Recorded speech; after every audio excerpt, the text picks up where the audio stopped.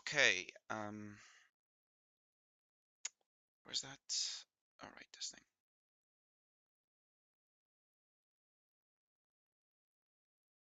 Is this thing actually running in the first place? The equalizer, like microphone filter, thingamajig.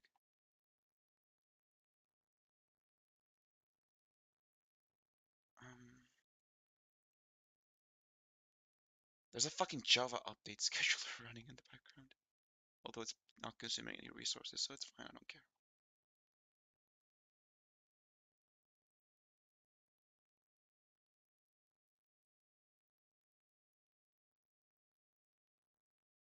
So is it running right? Was it working? I can't tell.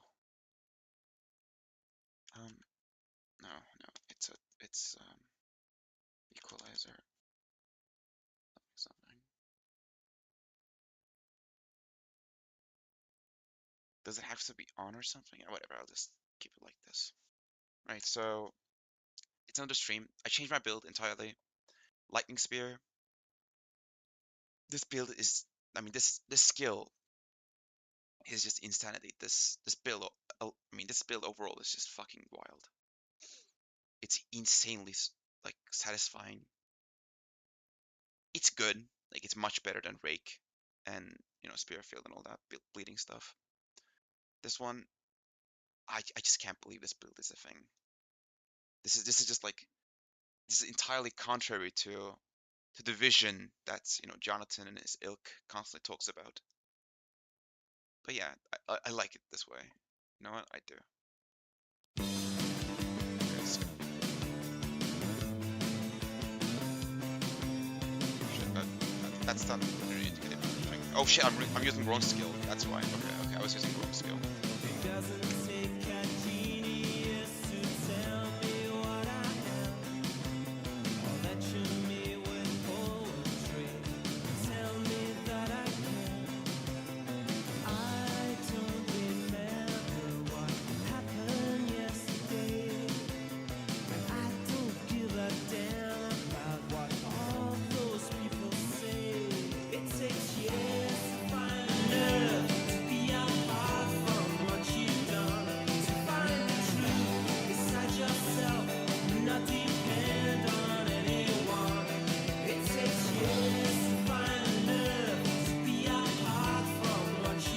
New Order is so good, bro. New Order is such a good band. And so is Joy Division.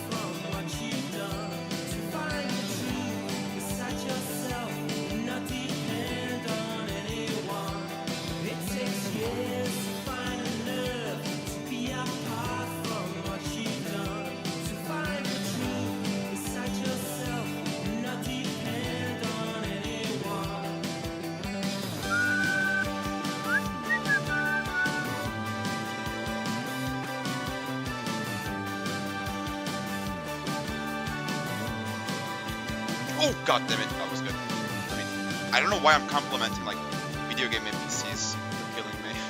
It's just a habit I picked up for whatever reason.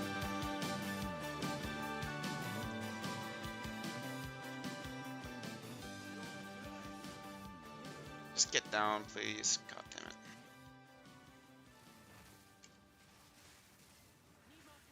Oh shit. Okay, that one is a.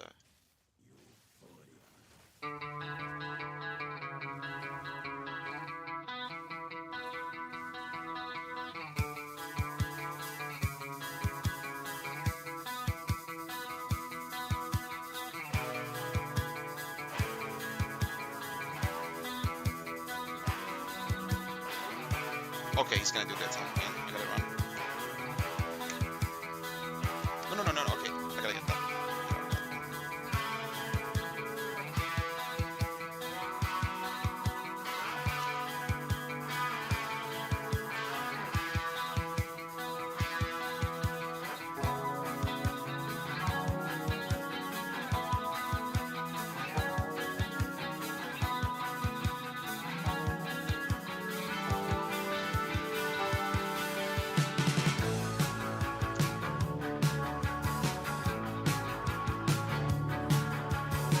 Okay, he's gonna do that attack again.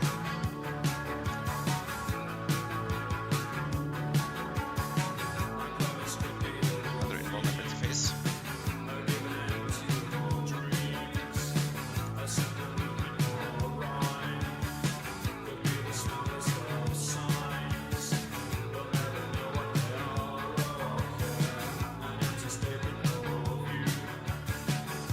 This one's relatively easy to dodge, as long as you stay away. And dodge the short distance.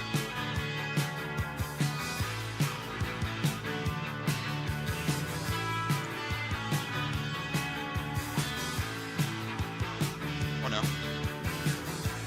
Oh.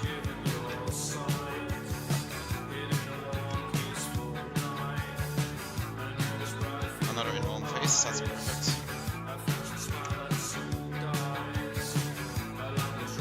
Oh shit. I can't.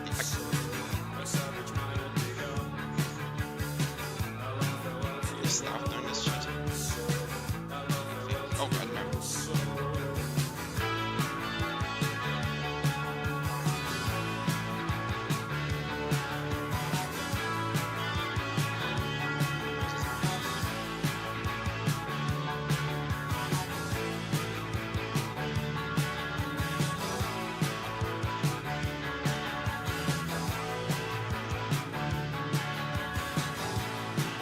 Serious level? Oh.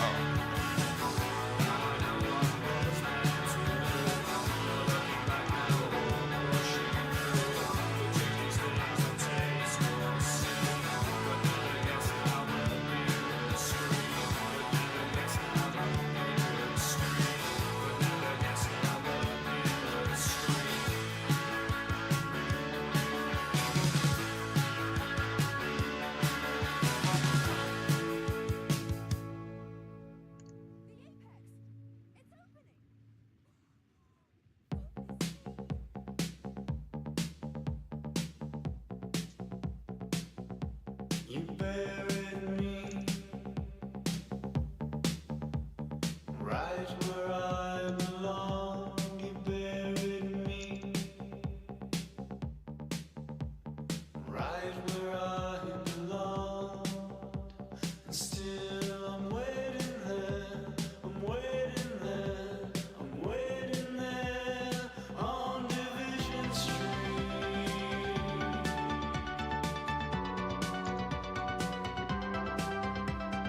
I would like to find the answers. I was always rudely denied. I would like to find the answers. I was always rudely denied.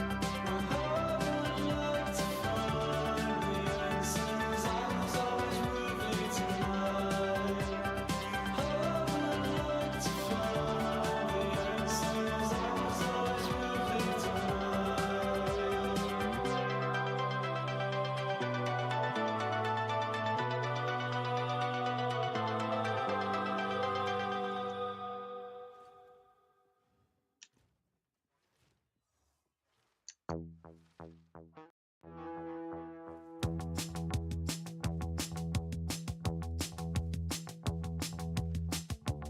a second. Oh no, shit.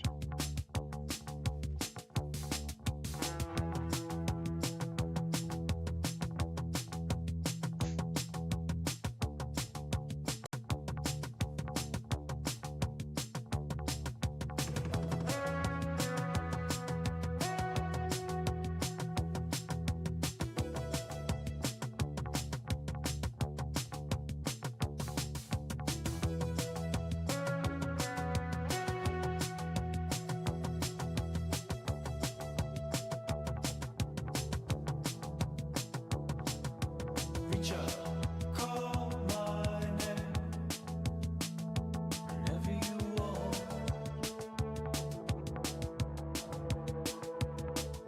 Faced with the final convulsion, contorted my toe. How much is that quarter of the storm? Reach up for my way. Shoulder, Easy wire, whatever.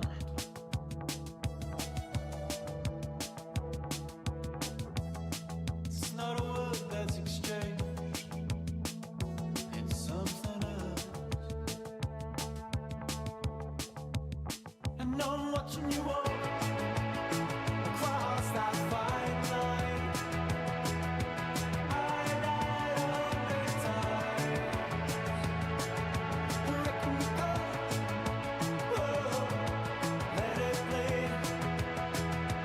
Side by side.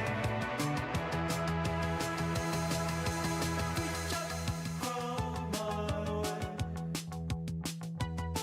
Anytime.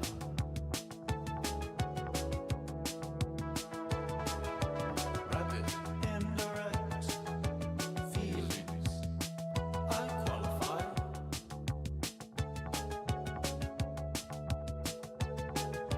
Every day we're circling, never closing in on what we want.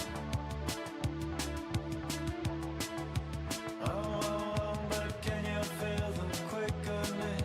7 million moments down the one.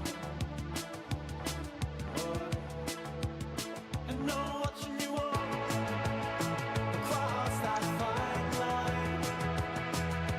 I died 100 times. Where can you go? Oh, let it bleed. Side by side.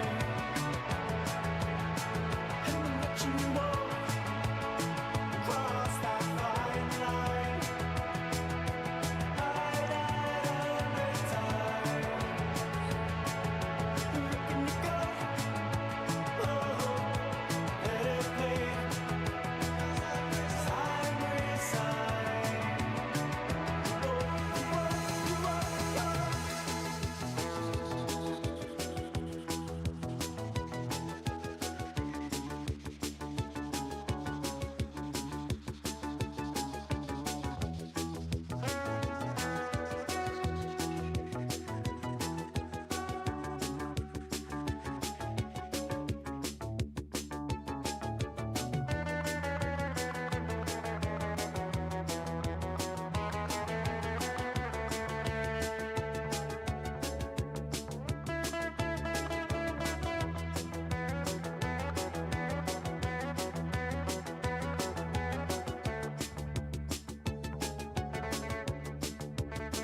Okay, shut up. And I'm watching you walk across that fine line. I died 100 times. Where can you go? Oh, let it bleed. Side by side. And I'm watching you walk across that fine line. I died 100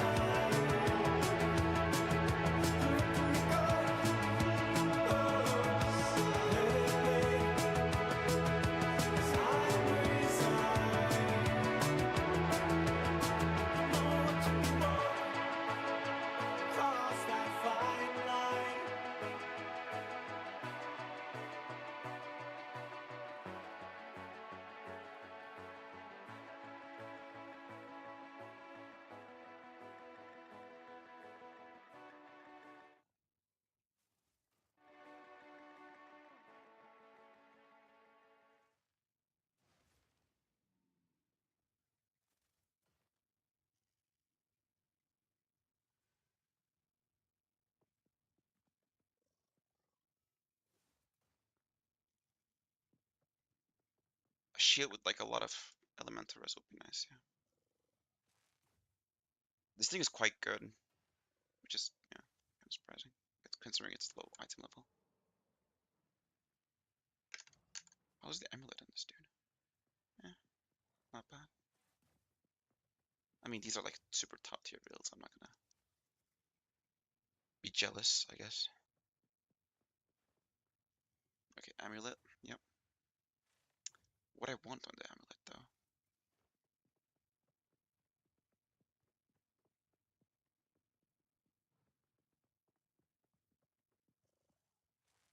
Some elemental res, I guess.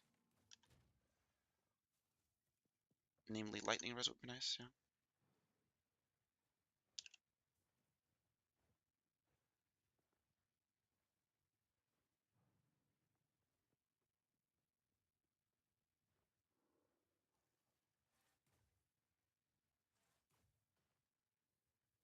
Okay, requirements, yep. Let's say 63. Yeah, sure, max. Or 64, that's better. Sure, let's add lightning res, a lot of it.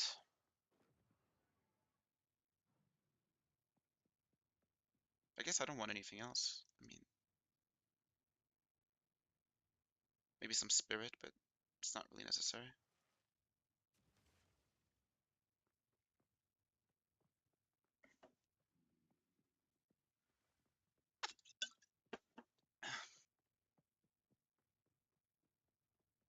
Some dexterity, that's, yeah, that's pretty useful.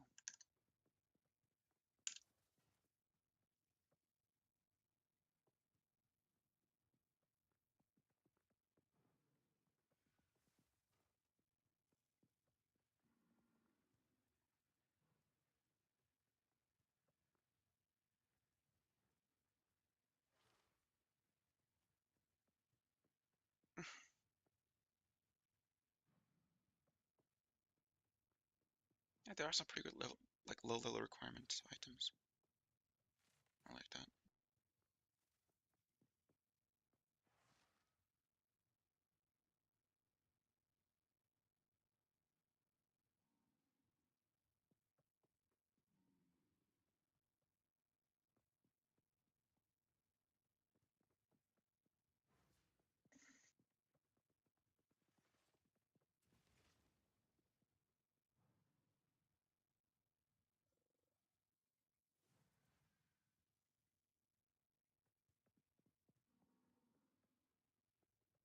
Some max life would be nice for sure. Maybe like 80. I don't know. Then like 15 dexterity at the very least.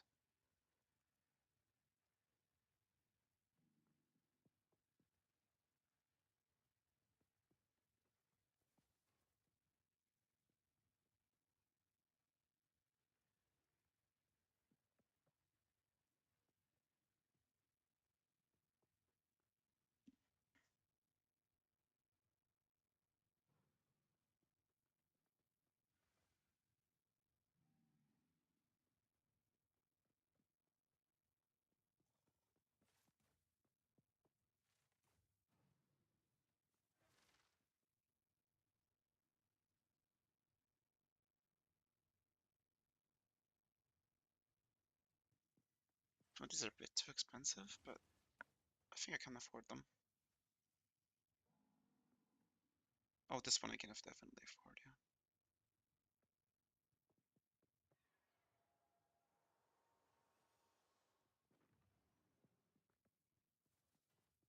If I get a response, that is.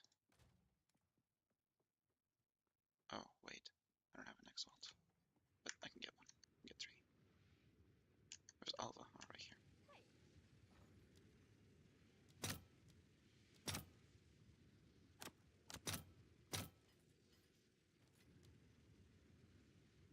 Okay.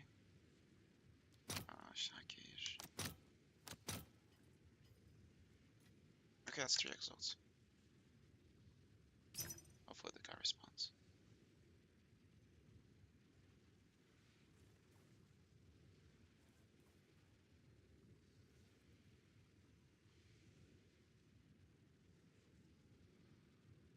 Oh, this one's pretty good too. Holy shit. And it said, oh, it was 12 minutes ago. Cool.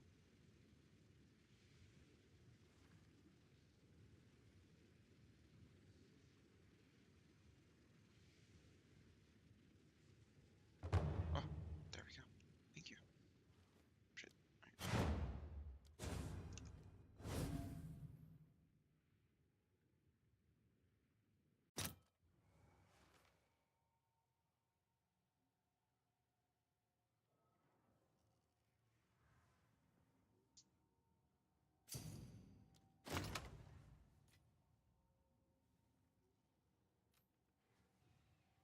Yeah, it was this one. Thank you. Thank you.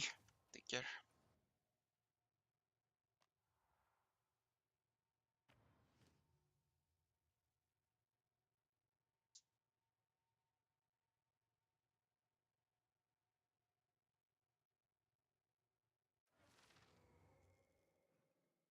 I just, God damn it, I hate the screen.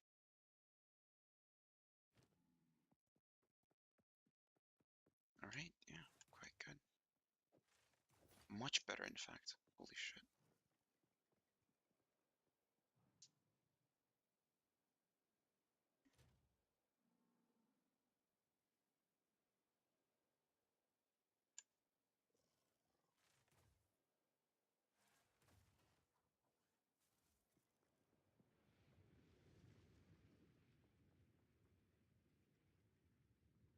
But that was my entire fucking currency, so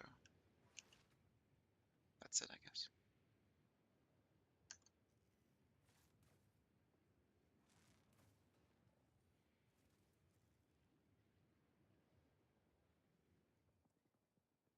Does this have innervate? Okay, it does.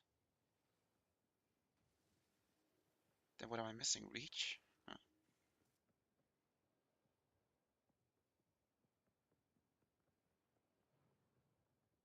Oh, maim.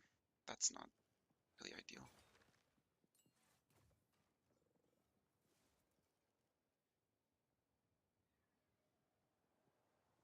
Oh, you know what? I'll keep it there. I'll keep it.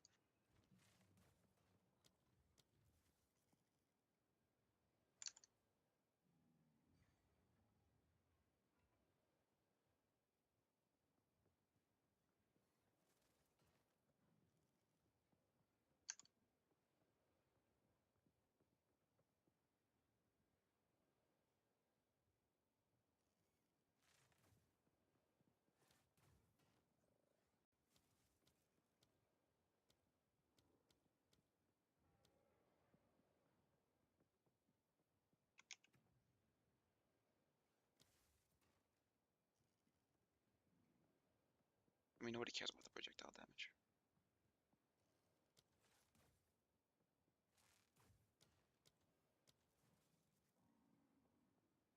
That's not really the point.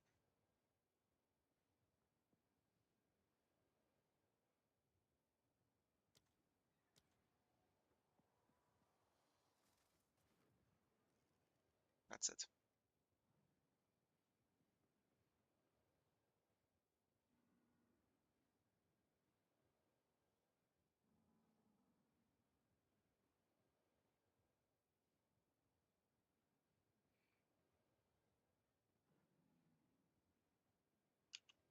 Okay, sure. Oh yeah, that makes sense. Lightning infusion. I have that already, I think. Yep, right here. But I think I'm already using it, so that sucks.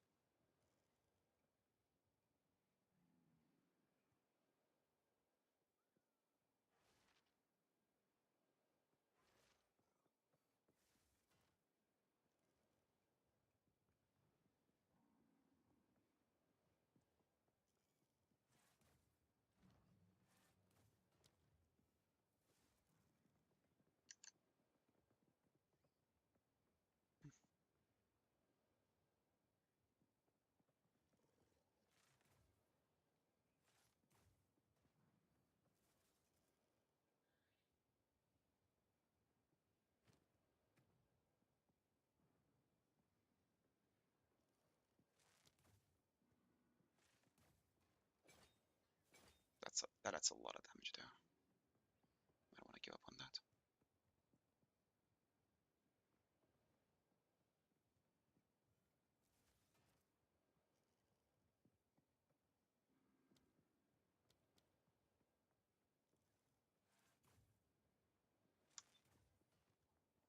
Shaki.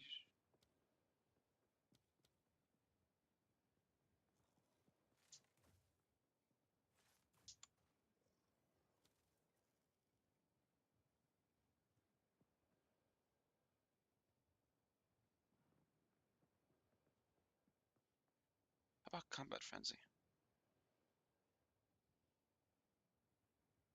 Oh. Meh.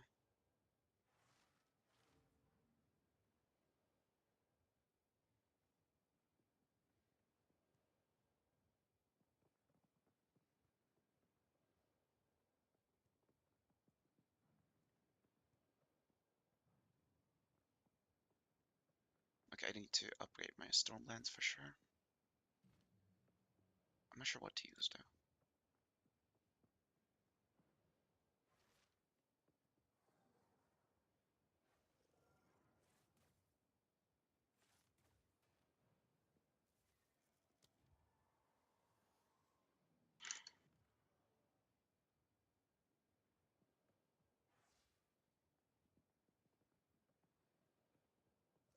I'll go with Blindside then.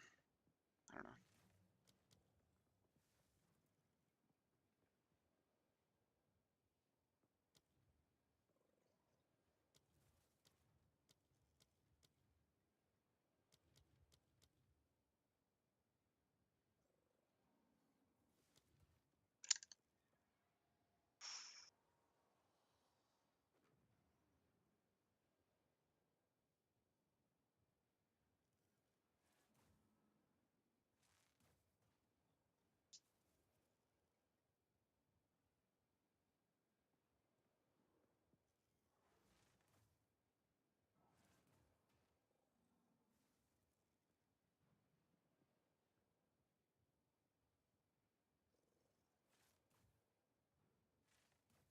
Okay, I'll get Blindside, whatever.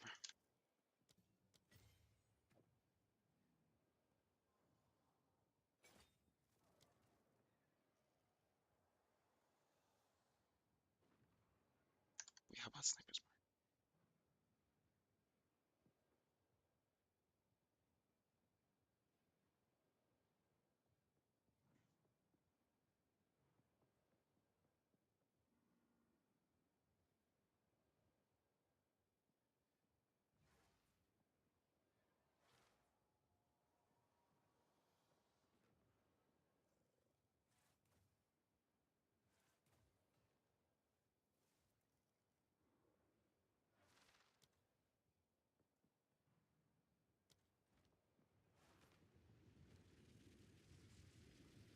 Right then, let's go.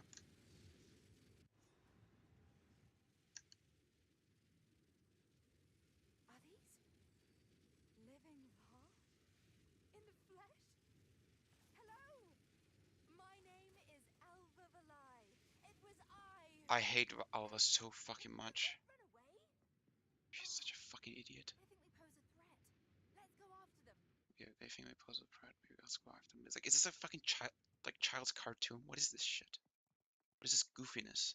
Just look at Also, that I view. fucking hate Alva. I really do. Oh, to see Dumbass. this city in its prime. Fucking low IQ monkey. This is a dream come true. And we're gonna kill all these people. That's okay. I don't care.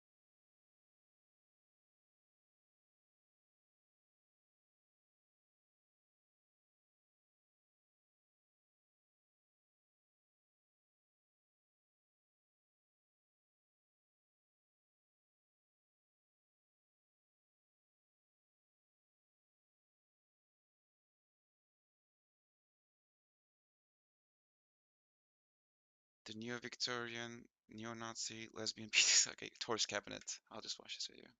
It's Tor's Cabinet. Of trippy internet ephemera that's more or less like this. Stuff that's simultaneously super nerdy and yet weirdly emotional. If I grew up in the 80s with no internet and most video games just collections of pulsing dots, I'm sure I would vibe with this game. I don't know if it ever had a small but devoted cult following in its heyday, but I would have started one. Who made it? And were there other games like it? The short answers to these questions are, we have absolutely no idea, and not really. The long answer is, I'm your host, Tor Parsons, this is my co-host, Jollibee the Durian, and welcome to Tor's Cabinet of Curiosities.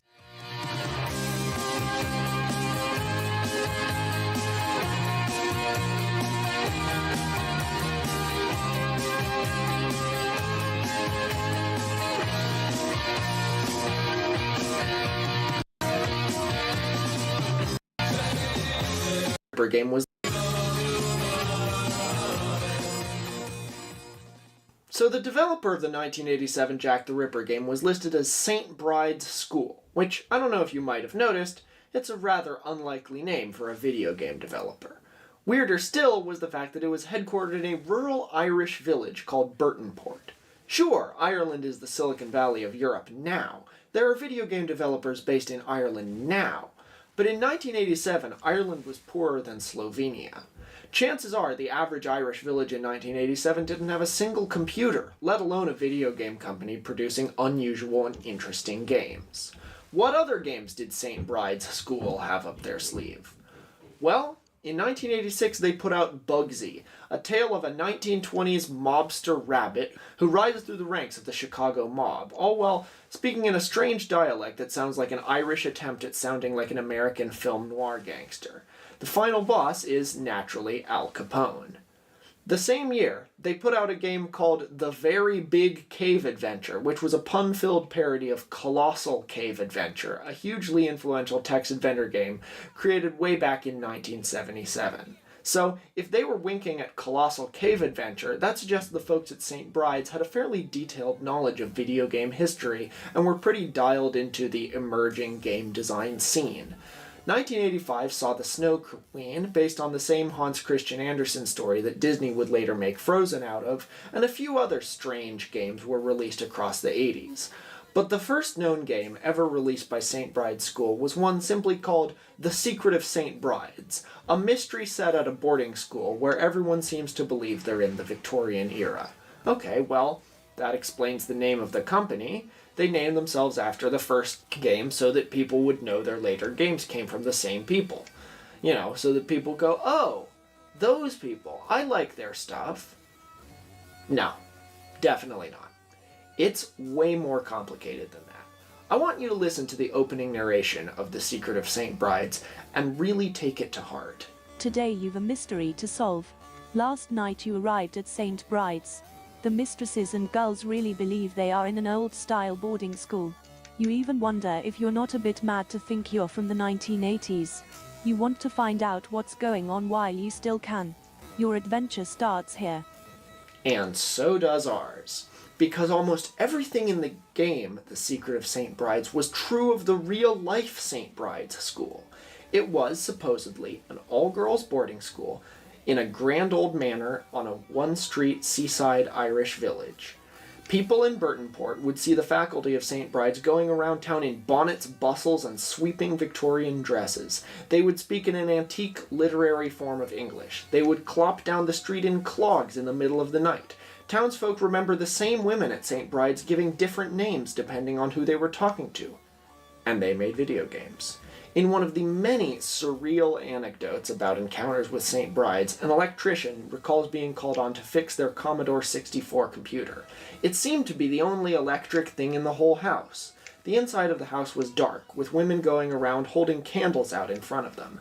Aside from the computer, the only other source of entertainment was a wind-up gramophone, a very early type of record player.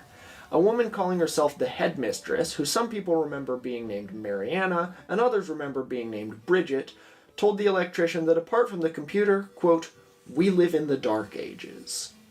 And it seemed that in general, this was how the ladies of St. Bride's wanted to be known, not as visionary game designers, but as people who rejected the modern world entirely. Two women from St. Bride's appeared on Ireland's version of The Late Late Show in 1988, in their crinolines and petticoats, this time calling themselves Victorian Romantics. Tell me if these people sound like cutting-edge video game programmers to you. Now, Miss Tyrrell was born in London to a family of teachers, educated in English. This is Miss Tyrrell here at Oxford, and herself taught kindergarten for many years before chucking it all in order to move to Ireland to live what she considers a better way of life. She is the mistress of the house. And Miss Rayner is originally from New Zealand, worked for many years in Australia as a legal secretary, and she too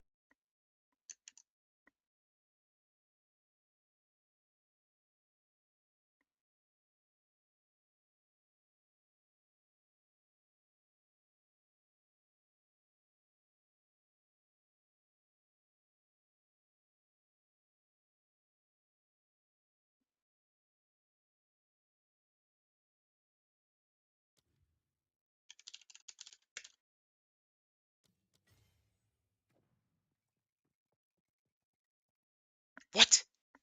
Where? Oh, no. Where?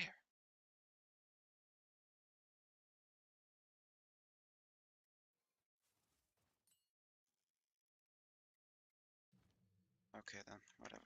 then felt that she would be better suited in the past rather than in the hustle and bustle of the modern world, and her position in the household in Burtonport is that of housekeeper. Now, a lot of people, Miss Tyrrell, will wonder, what are you actually up to in Donegal? What is all this about? Well, in our house in Burtonport, we live as Victorians. I am the mistress, Miss Rayner's the housekeeper. The other girl that you saw on the film is Sophia, and she's the maid.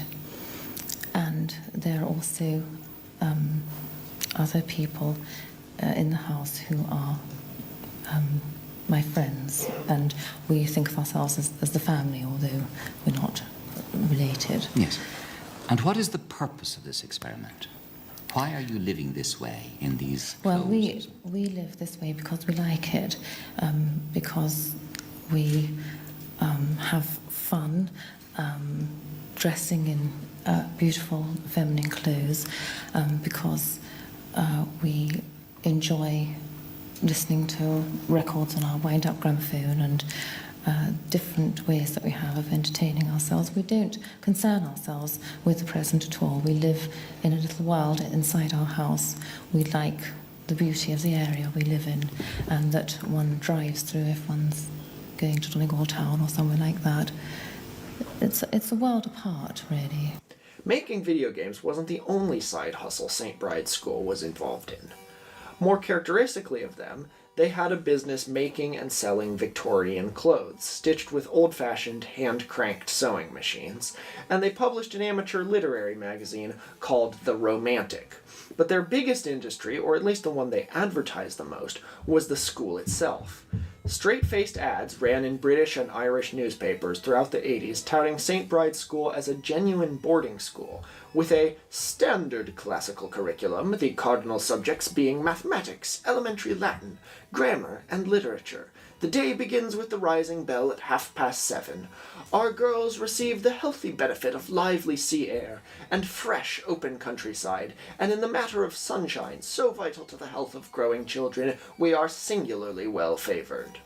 Attending there cost £120 a week. Now, of course, the readers weren't supposed to take the ads totally seriously, especially since the ads also mentioned they had a modern gramophone, for which great care is taken to avoid overwinding. They were selling St. Bride's as an immersive experience, where British and Irish women, mostly in their 20s and 30s, could go and pretend to be Victorian schoolgirls in some 19th century novel. It was like Disney World's Star Wars Hotel, except cheaper and Victorian. And again, it sounds like fun, at least for a little while. There are plenty of people who remember paying the £120 to go there, pretending to be a schoolgirl, and seeing nothing weirder about it than that. But why did they also make video games? They had an explanation. It didn't make a ton of sense, but it made enough sense. When the early gaming magazine Crash sought out St. Bride's and interviewed the headmistress, this time going by the name she's most often known as, Miss Martindale, she gave this story. For one thing, she said they weren't getting as many paying visitors as they hoped, so they had to look for other streams of income. At one point, a woman named Priscilla Langridge showed up for her immersive Victorian vacation carrying a huge Commodore 64 computer with her, and instead of being aghast at this intrusion of the modern world, the mistresses of St. Bride's School were captivated. Miss Martindale discovered that unlike TV, which she called mind-rotting, computer games call for, quote, concentration and commitment, and therefore, unlike all other modern technology, she thought they were fine. And so, these people, who had no electricity and shunned almost everything invented in the 20th century, began designing video games. Langridge became a long-term member of their community, and is credited as the head designer of all of St. Bride's games. Is that a weird story? Sure, but it ties up all the loose ends. According to some of the people who stayed at St. Bride's, the reason the women had different names depending on who they spoke to was because they were playing characters. They were semi-serious about living in Victorian times, but they did have other interests beyond that. They were running a fake Victorian boarding school, both for fun and profit, and when they couldn't make a profit doing that, they turned to other interesting things, like, for instance, making video games. Today you've a mystery to solve, indeed. And we solved it. Right? Or did we? Right? St. Bride's School occupied the same manor house in Burtonport, Ireland, for about 10 years.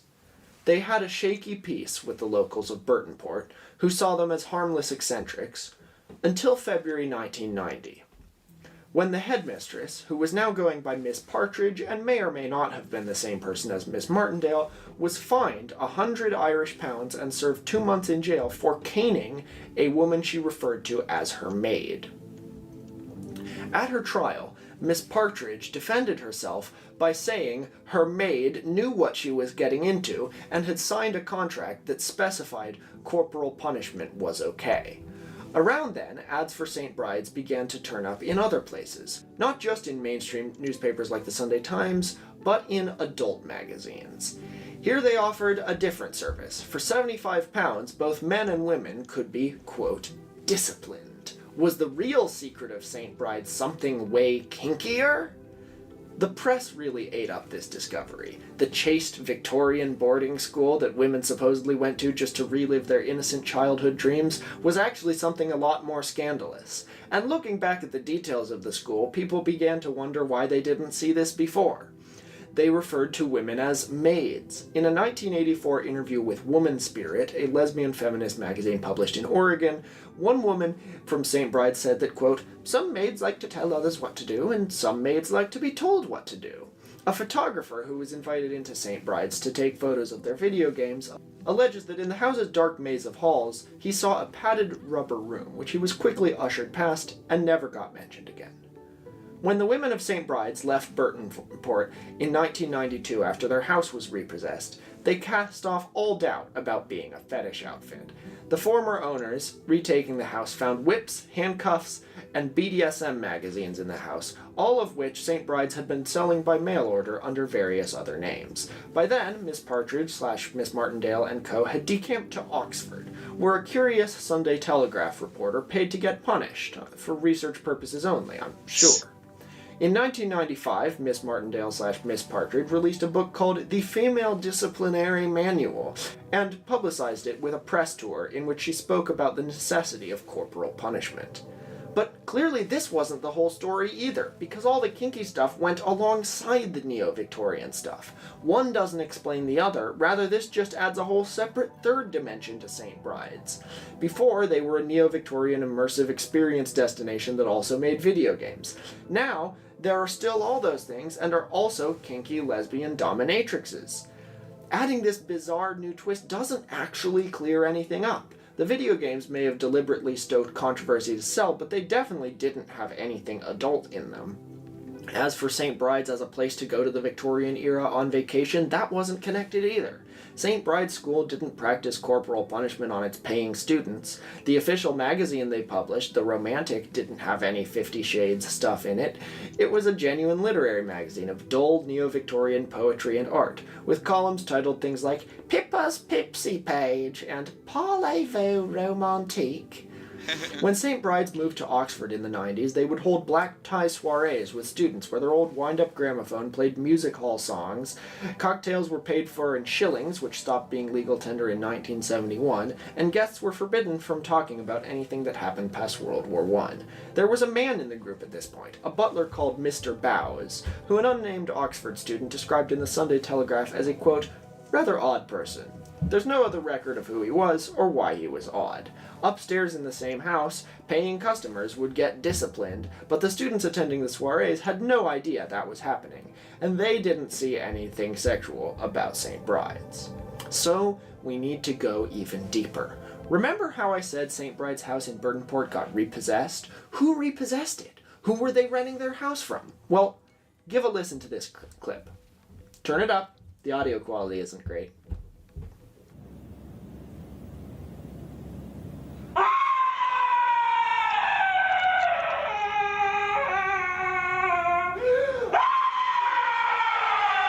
What is this?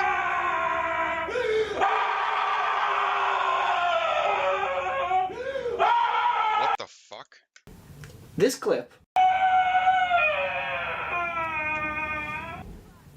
clip of a guy screaming is from an art piece called Danger Music 17 by Dick Higgins, performed live at the Australian Institute of Music in 2011.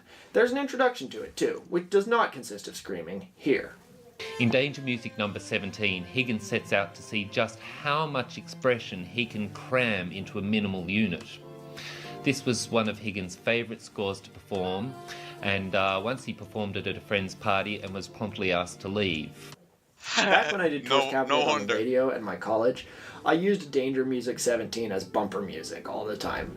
It was one of my favorite running gags. Now, Dick Higgins didn't invent the idea of screaming a lot to release your emotions. You could, in fact, make a religion out of that. And that's exactly what one Jenny James did in 1974. She had read the book The Primal Scream, a 1970 pop psychology bestseller, endorsed by John Lennon and Yoko Ono, which asserted, amid a lot of weird Freudian shit, that everyone has repressed childhood trauma and you have to scream it out. Today, Primal Scream Therapy is best remembered for being a pretty good band name, but it was a real fad in the early 70s, and nobody took it quite as seriously as Jenny James. She bought an old manor house in Burtonport, Ireland, and started a commune called Atlantis, some called it a cult, based around the practice of primal screaming. It was the same house that would later become St. Bride's School. Locals didn't take too kindly to these screaming hippies in their midst, and when outsiders visited Burtonport, the locals soon had to explain that all the screaming is in fact not a cause for concern, it's just annoying. Relations soured between the villagers and the Screamers, as the Atlantis commune is now almost always known, and eventually in 1980 they moved out to an island off the coast of Burtonport where they were out of the villagers' hair, except on quiet nights when their screams still echoed across the bay. But that was fine. It just gave Burtonport a fun goth atmosphere, I guess. And then it got all the more goth when weird young women who seemed to believe they lived in the Victorian era showed up in the Screamers' old house. Burtonport couldn't catch a break. Local news reported that Burtonport had gone from harboring one cult to another, and the villagers assumed that there had to be some connection between the Screamers and St. Bride's.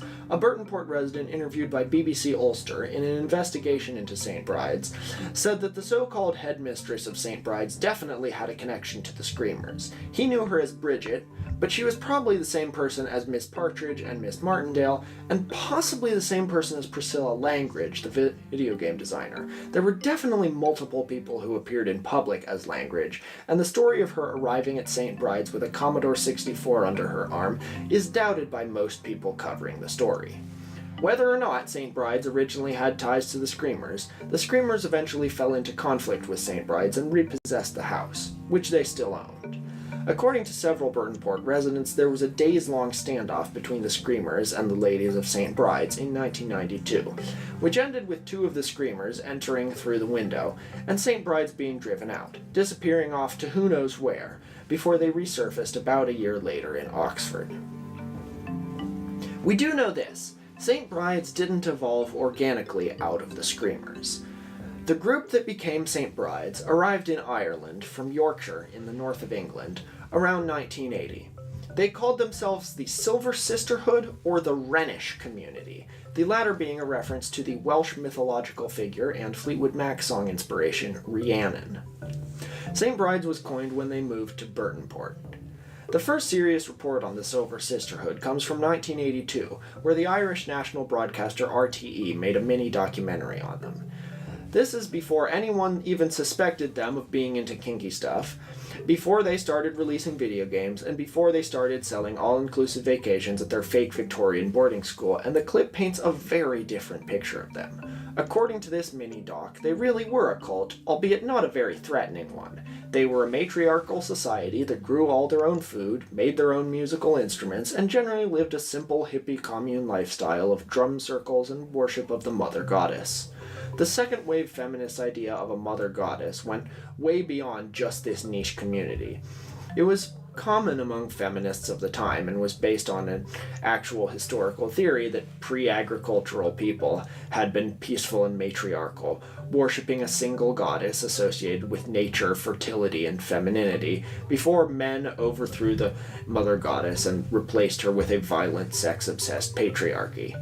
The theory has mostly fallen out of favor today, but it makes sense why feminists in that era of feminism would have been a fan of it. The aforementioned Oregon magazine Woman Spirit, which did an elaborate article on St. Bride's and the Silver Sisterhood in 1984, was one of the main promoters of the neo-pagan goddess movement. So, now we seem to have four wildly different images of who St. Bride's School were and what they did. You can group them by whatever four-quadrant way of viewing the world you'd like. Earth: they were mother goddess worshippers. Air: they were groundbreaking video game designers. Fire: they lived like people in the Victorian era. And water: they were a kinky S&M fandom thing. I actually don't know how I would link that one to water. It's just the one left over. Maybe you could say, yeah, I'm gonna do this like JREG. It's a political compass. Left libertarian: they were mother goddess worshippers. Right libertarian: they were tech people. Left authoritarian: they were lesbian dominatrixes. And right authoritarian: they were neo-Victorians. But there's an avatar or a forward party or whatever that ties this increasingly tortured metaphor together. There is an explanation for all four of these ideas coexisting in one cult-like group. Before they arrived in Ireland, and before they had a commune in Yorkshire, the film journalist Owen Williams claims, in one of the deepest dives anyone's taken into the world of St. Bride's, he claims the Silver Sisterhood began as a, quote, sapphically inclined student group at Lady Margaret Hall, a women's college at Oxford. Or maybe they weren't students, but they just lived in Oxford, nobody's sure. Either way, bit by bit, the leaders of the group began to develop a complex philosophy built around a fantasy world called Aristasia, from the Greek word for best. Aristasia had no men, but two genders, both of them feminine: Chelani, or blondes, who were submissive childbearers, and Melini, or brunettes, who were in charge. The real world was known as Telluria, and was considered to be in a state of decline. The social upheaval of the 60s was nicknamed the Eclipse, which put the world into an apocalyptic state called the Pit. Modern-day Britain was called the Yeek. The early Silver Sisterhood was simultaneously sapphic and neo-Victorian, socially progressive and socially conservative. In other words, they invented the whole 2010s dark academia aesthetic, and made a religion out of it. Weird as that may sound, there's a word for this kind of thing: a paracosm. You probably have personal experience with paracosms. When you were little, being maybe 10 to 12 years old seems to be the peak of this kind of thing. Did you and your friends create an entire detailed fictional world? Was it all you talked about for months or years? Did you have specific set roles for yourselves in this other world? Did you write piles and piles of stories set there? Maybe even attempting to create a language or multiple languages? You did, right? Or at least you know someone who did. I don't. That's a paracosm. And unfortunately, you probably lost interest in it as you became a teenager. Your parents might have saved all your maps and flags and handwritten notes, and now they're gathering dust somewhere in your attic. Maybe you still have your same friends from that era, but you don't talk about that now. That's cringe. You don't want to remember it. But to paraphrase Randall Munroe, when adults complain that you're not working at your full potential, don't take it too hard. They complain way more when you do. Paracosms can be forgotten, or they can turn into best-selling fantasy novels later down the line, but they can also turn into maladaptive daydreaming.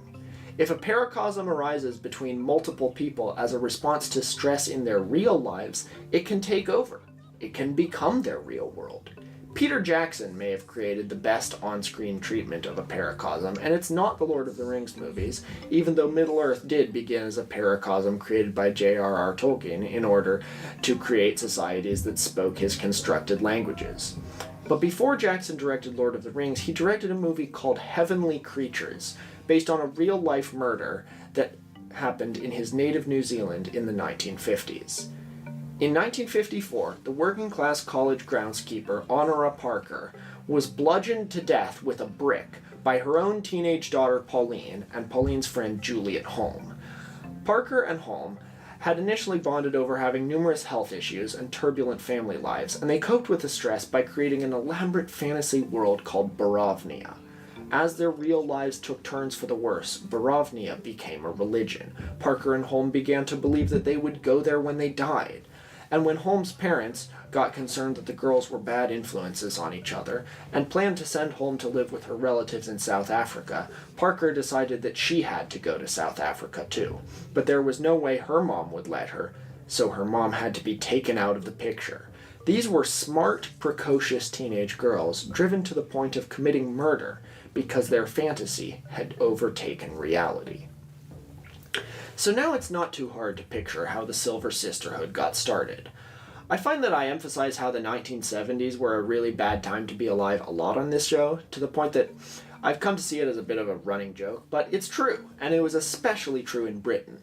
There were nationwide strikes that caused shortages of staple foods and regular blackouts. Inflation was twice as high as it ever got in 2022 in America. The Prime Minister himself, James Callaghan, told reporters that if he was a young man, he would emigrate. Now imagine that against this background, you're a young, bright lesbian. You're smart enough to get into Oxford, but you can't reveal your sexual orientation to anybody. It would be a pretty miserable, isolating life. And all of a sudden, at Oxford, you meet this group of strange women who understand you, and who want to tell you about this mythical lesbian utopia they've created, Aristasia. They tell you that society is collapsing in the real world, and it certainly feels that way to you. Looking back from the late 70s, thinking of the chaos at the time, the two world wars and the Great Depression between them, it certainly seems like Britain has been in decline since the Victorian era, but of course you couldn't be openly gay in the Victorian era. But you can in Aristasia.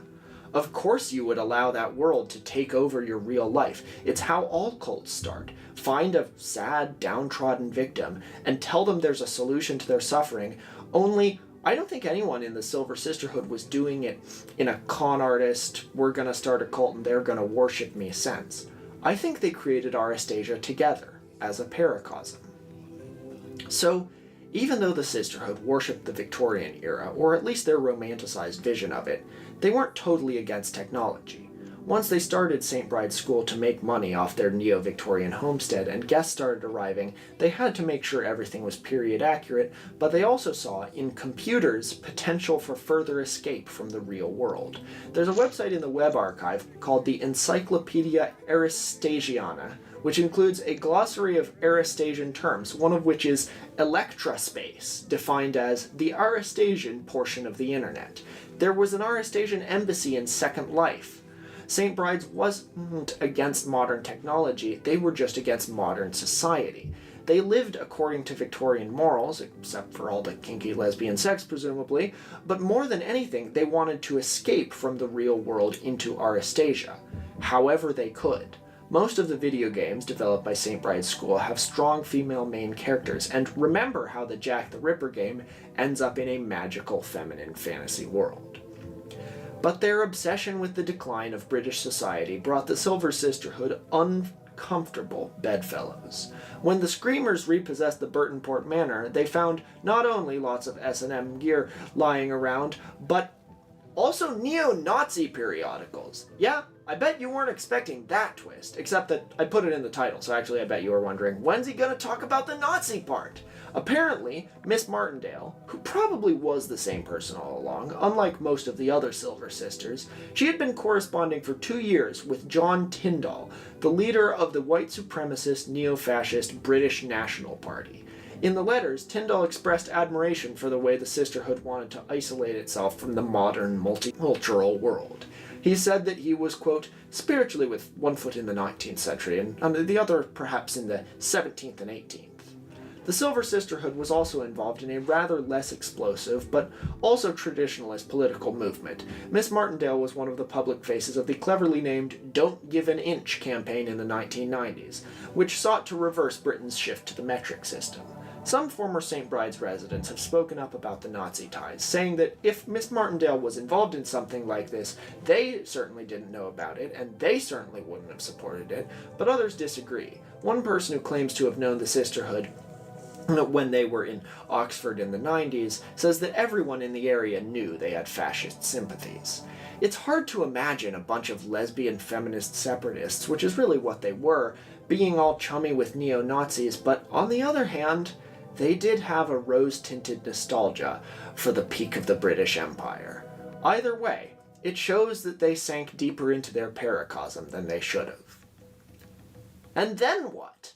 What became of the Silver Sisterhood? There's still a lot we don't know. The Screamers, who were always a much easier to understand hippie commune cult, sold the house in Burtonport in the 80s and headed off to Colombia, where some of them were killed by that country's rural leftist militias, and the rest are still there today. They also began to talk a lot about, quote, sexual freedom for children, so, maybe they weren't great folks either. Jesus. Whether they ever had ties to the Silver Sisterhood beyond just renting that house to them is unknown. And yes, the sisterhood was active on the internet once that was launched. Someone had to be there to build an Aristasian embassy in Second Life. Hold on, I'll be back.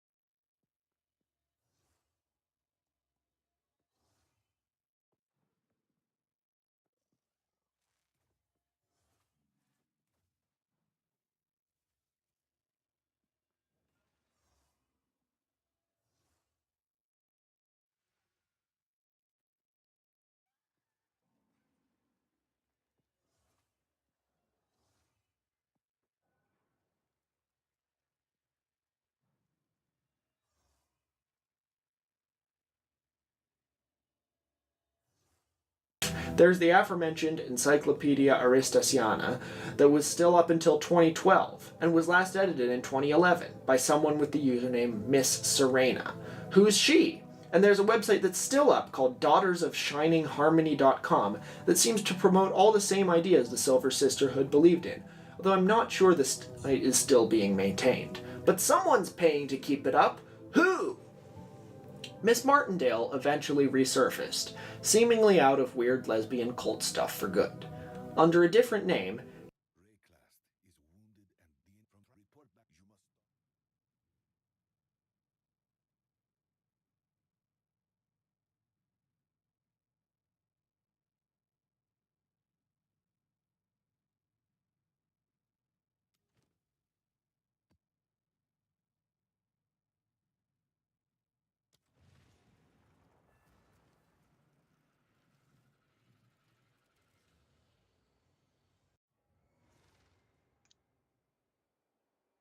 she moved to America, married the late John Gillerman, director of 1974's The Towering Inferno and the first King Kong remake, becoming Mary Gillerman, a wealthy and respected marriage counselor for celebrities in Los Angeles.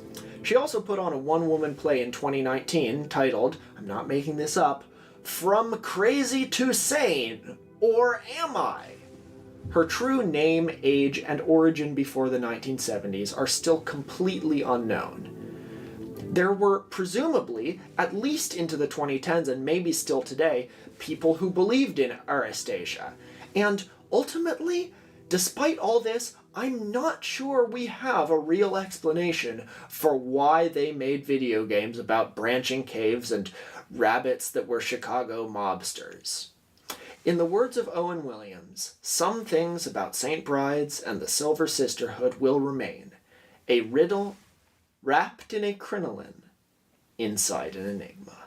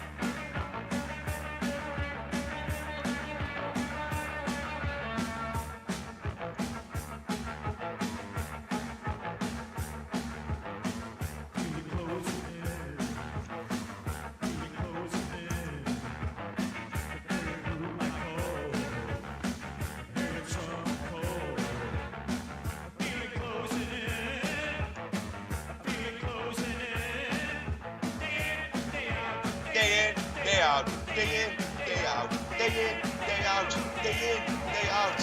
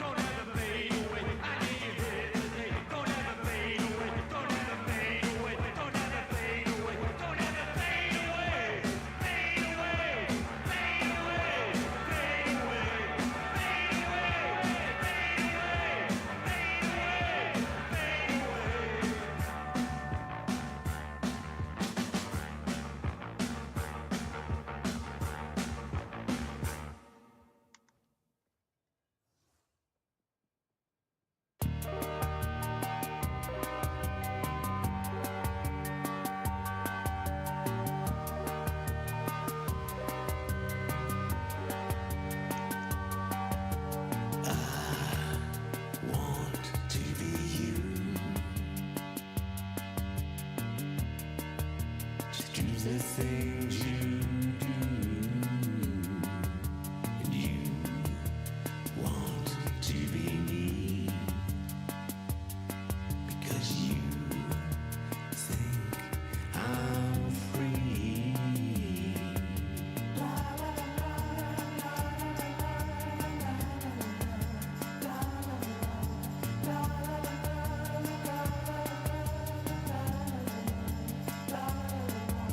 Always searching for another high, trying to catch up with lost time. Time to laugh before we cry, time to live before we die. I want to be you, to do the things you do.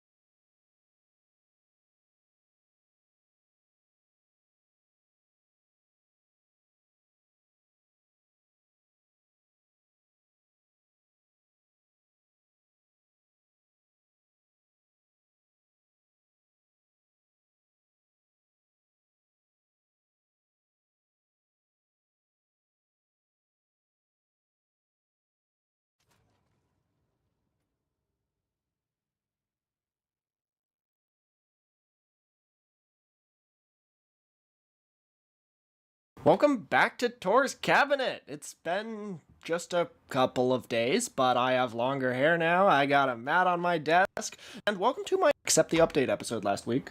You all right, Shelby? All right? Which didn't have a script. Everything before that was recorded way back in August, before I knew a damn thing about making videos. Now I'm making videos as they come out. Let's go to Curiosity and Beyond! Picture Show dates back even further, passed down through generations. The cult following for the Rocky Horror Picture Show dates back even further, passed down through generations. Plenty of one-screen hipster movie halls do weekly showings of both The Room and Rocky Horror to a full house. Mystery Science Theater 3000, which digs up far more obscure bad movies, is on its 13th season and 218th episode. Posters for cheesy 50s B-movies are a popular choice of decoration almost everywhere, and lots of top YouTubers have made a name for themselves riffing on bad movies. Where did this start? Mystery Science Theater and the 70s midnight movie trend went a long way towards popularizing the idea of movies that are so bad they're good, but bad movies really hit the mainstream with the 1980 book The Golden Turkey Awards by the brothers Harry and Michael Medved. Michael Medved was one of America's top film critics for a while, but in the twilight years of his career he began sinking further and further into the world of conservative commentary, starting with a 1992 book called Hollywood vs. America, in which he argued that mainstream movies were undermining traditional American values. He ended up leaving the world of cinema entirely and writing more conservative choir-preaching books about the free market and, quote, divine providence in the modern era. But in 1980, all of that was a long way off, and Michael Medved was simply a fun, if a bit condescending, movie critic who dredged up a massive haul of awful movies out of obscurity to mock in the Golden Turkey Awards. The book The Golden Turkey Awards was set up like an awards ceremony, with categories including Worst Two-Headed Transplant Movie, Most Brainless Brain Movie, Worst Rodent Movie, which featured a nominee called The Mole People, no relation to my previous episode, Worst Title, which went to Rat Pink a Boo Boo, and Most Badly Bumbled Bee Movie, for which the nominees were The Bees, 1978, The Deadly Bees, 1966, Invasion of the Bee Girls, 1973, and The Swarm, 1978. Then there was the category Most Unerotic Concept in Corn. You know what I'm trying to say instead of corn. I want to monetize this episode, but probably won't. At least I'm trying not to get this episode age-restricted. But corn sounds stupid, so you know what I'm gonna say instead? Stag film. That's an old word for corn movies from like way back in the silent era. Anyway, in the book, The Golden Turkey Awards, the category Most Unerotic Concept in Stag Films was won by, and I'll just let Medved himself describe this one, this innovative film, designed exclusively for gay audiences, goes into excruciating detail concerning the erotic career of Jesus Christ. The ads for the film show the face of the Savior with a cross glistening in one eye, while the headline inquires, "Are you curious about his sexual life?" Filmmaker Ed D. Louis satisfies that curiosity by showing us that the Son of Man was a voracious homosexual. After all, why did he spend all that time hanging around with the apostles? The central character of the film is actually a young gay male in contemporary America whose sexual obsession with Jesus helps him to understand the hidden meaning of the Gospels. This movie was allegedly called Him, and was apparently released in 1974. Medved proceeds to describe a scene from it, in which the aforementioned young gay male in contemporary America visits a priest to talk about his Jesus sex fantasy. The priest, in the confessional box, is extremely turned on and starts to pleasure himself.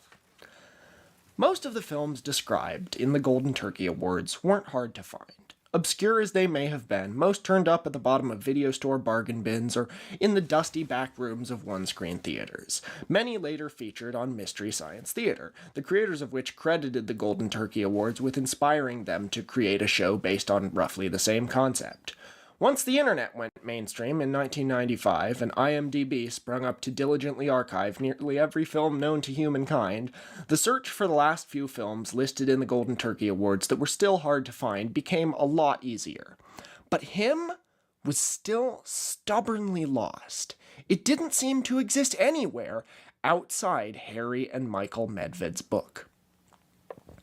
Around this time, as email also increased in use, chain emails began circulating, spreading rumors among gullible, often elderly people on the internet.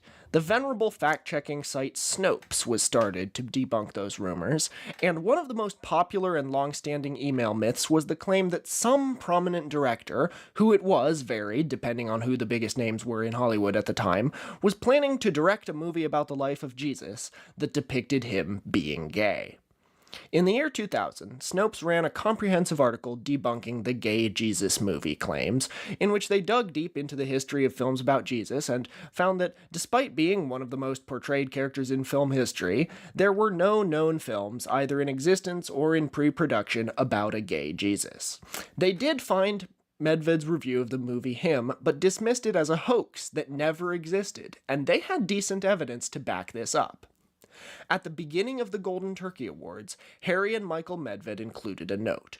Over 425 actual films are described in this book, but one is a complete hoax. Can you find it? Snopes declared that Him had to be the hoax. It wasn't on IMDb, nor was its supposed director Ed D. Louie. There was no indication of its existence outside the Medved's book. And even though Michael Medved wasn't well known as a right-wing firebrand yet when the Golden Turkey Awards got published, it seemed a little too perfect that the person who later argued that Hollywood was encouraging the moral and cultural decay of America also seemed to be the only person on Earth who remembered seeing this cartoonishly transgressive movie. Sharp-eyed Snopes readers quickly tried to correct this claim. A different movie mentioned in the Golden Turkey Awards, the Worst Performance by an Animal nominee Dog of Norway, was more likely to be the hoax. The smoking gun was that in the back of the book, the picture of Harry and Michael Medved over the About the Author section showed the two brothers holding a dog. The exact same dog was shown in a purported frame from Dog of Norway. This made sense. After all, the note from the Medveds at the start of the book implied that there was some sort of clue in the book that would point the way to the fake movie. The dog was the clue. Case closed. But there still wasn't any evidence that Him had been a real movie, and Snopes still listed its existence as dubious. They suggested that the real hoax was that there were two fake films in the book, Dog of Norway and Him, because Him just felt like the exact movie Michael Medved would invent as a straw man to prove his point about moral degeneracy on film. What was more likely? That there was a lost gay stag film about Jesus, all records of its existence scrubbed off the face of the earth, only viewed by one person who was, of all people, Michael Medved? Or that Michael Medved made up this movie because he thought it smacked of Hollywood's poor taste? That was the state of the search for Him as the new millennium dawned. But before long, it became harder to make the case that the great American gay Jesus movie had been a hoax, as dribs and drabs of new evidence began coming out. I'm your host, Tor Parsons, this is my co-host, Jollibee the Durian, and welcome to the most shocking episode of Tor's Cabinet of Curiosities.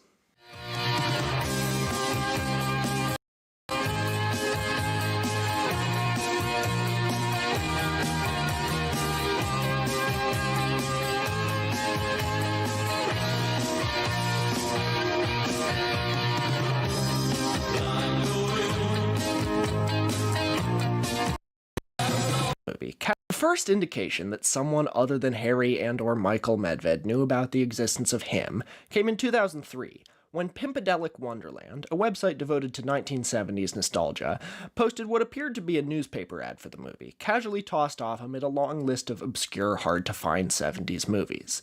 The ad matched the Medved's description of the ads for Him to a T. Sure enough, it showed a hairy, Jesus-like man with a cross glistening in one eye, and the tagline, "Are you curious about his sexual life?" The ad said Him would be premiering at the 55th Street Playhouse, which was a real theater in Midtown Manhattan. At the height of its popularity from the 1960s to the 80s, the 55th Street was a center of New York's artsy, sleazy scene. Think the Velvet Underground or Andy Warhol, who premiered many of his experimental movies there. The 55th Street was all about high art that was low art and low art that was high art. If Him really did exist against all odds, of course it would have premiered at the 55th Street Playhouse. Now, the ad could have been someone's work of art. It could have just been cribbed from the description in the Medved's book, with the 55th Street Playhouse detail added for the sake of verisimilitude by someone knowledgeable about gay culture and the stag film scene in 70s New York.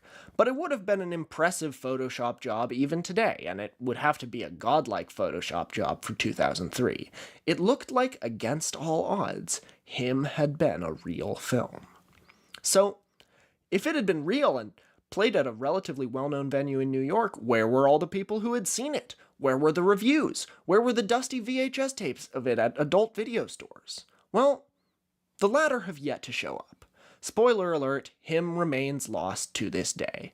But we know a lot more about it than we did at the beginning of the millennium. Not long after the Him ad was posted to Pimpedelic Wonderland, rapidly moving the needle closer to Him not being a hoax, someone who had noticed this added Him to a list of movies that had premiered at the 55th Street Playhouse on cinematreasures.com, a database of historic movie theaters. Cinema Treasures users, many of whom were obscure film buffs who had already heard rumors of Him but weren't aware of the Pimpedelic Wonderland development, were sent into a tizzy. Wait, Him really existed?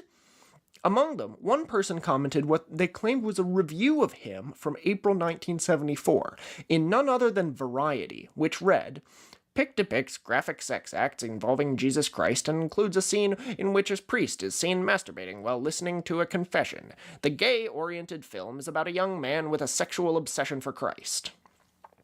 This was met with skepticism. Like hell would Variety, which has been the mainstream trade publication for the movie industry for as long as movies have existed, the Wall Street Journal for Hollywood, like hell would that magazine review a movie as obscure as Him, even if it wasn't also so transgressive. Besides, the brief review quoted by the Cinema Treasures user only included knowledge about Him that was already out there, describing the scene with the priest, and other users searched Variety's online archives and couldn't find anything about Him. But then, in December 2005, a much more credible review surfaced from the long-standing and legendary magazine Screw. One of the first nationally syndicated adult magazines, Screw ran from 1968 to 2003 under the tagline, "Jerk-off entertainment for men," though it included much more than that, with graphic advice on how to do better in bed. George Wallace, the infamous white supremacist governor of Alabama, claimed in private in 1977 that reading Screw taught him how to regain his sexual function after he was paralyzed by an assassination attempt. When Screw duly published this claim as a tongue-in-cheek endorsement, Wallace sued Screw. And Screw also included movie reviews. Clearly, Him couldn't have been reviewed in Variety, but it couldn't not have been reviewed in Screw. Sure enough, in the April 29, 1974 issue of Screw, the following article surfaced, incorporating a slur that I will censor, written by none other than Screw's head editor, Al Goldstein. A bizarrely engrossing new film called Him, playing at the 55th Street Playhouse between 6th and 7th Avenues, has more to recommend it than some of the mismatched shots, mishmash editing, and cheap budget would have allowed. I sat in the theater next to the delicious Marsha Bronstein, editor of Bitch, so much of my enthusiasm for this film may simply have been the proximity of my thighs to hers. Then again, it may have been the vividly poetic photography that loudly proclaimed in favor of cocksucking, ass-fucking, and other lofty pursuits of this downtrodden group of perverts. The plot of Him is theoretically about a gay person who is preoccupied with Christ and constantly has sexual reveries about bullying that great Son of God. The plot might have worked had it been explained to the viewer, but the movie begins inexorably slowly, and for its first 40 minutes it consists of some solid hardcore in the gay vein, and the meaning of the title Him eludes the spectator. Only deeply into the film does one get the necessary material to permit the audience to comprehend the meaning of the plot. By then it's too late, and you don't really give a shit. Which is a shame, since so much of this film transcends most of the pap that permeates our perimeters. I thought I had seen everything, but this movie brings in a whole new battery of barnyard banterings, from the opening credits, which are played against a stiff cock being licked by a very pretty white pussycat, to a delicious decadent sequel in which a guy fucks a vacuum cleaner with such love that I started to hum, "I want a vacuum cleaner just like the vacuum cleaner that married dear old Dad." As they say on Fire Island, it was one of the more legendarily meaningful relationships of last summer, and a blowjob par excellence. Another torrid little scene had a priest jerking off in his confession box as he listened to the tawdry and tear-stained confession of the wandering gay person. The sex on the cross, in particular the graphic anal probings, which is not unlike a World War II boat launching depth charges, was a gay person. Which is not unlike a World War II boat launching depth charges, was exciting. And of course, the hot, searching lips of Marcia, waxing poetic over my body, kept me truly excited. At least I thought it was Marcia. Then when I looked down, I saw it was the manager of the theater. Hymn is a hymn to sodomy and the other brazen activities that mark the twilight world of perversity with so much pain and prurience. Yet to those who are not so frightened by any blemish on their masculinity and can respond to the heated sensuality of another human being, it's a film that will be enervating and titillating. And I thought I was verbose. For the first and only time in my life, I will say this not simply as an expletive, but as a grammatically correct statement. Jesus fucking Christ. Some people still held on to the belief that Him had been a fake, though this time on Al Goldstein's part rather than Michael Medved's. Goldstein was apparently known for making up things like this, and some suggested that Medved had taken Goldstein's joke article literally and believed it to be a serious film. But by this point, the search for Him had become a phenomenon spanning the early internet.